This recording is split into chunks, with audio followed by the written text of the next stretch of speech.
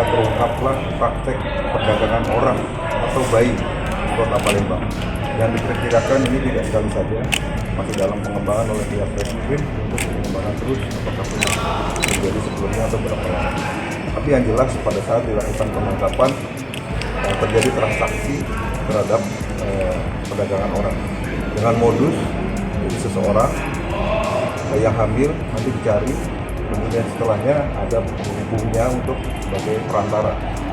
Jadi ada istilah panjar. Jadi ketika si ibu sedang mengandung dipanjar nih, nah sekian juta, kemudian nanti pada melahirkan bayinya diambil, dititipkan di rumah tersebut transit, kemudian dipasarkan oleh pelaku yang lain dengan nilai nominal variasi antara 15 juta sampai dengan 20 juta.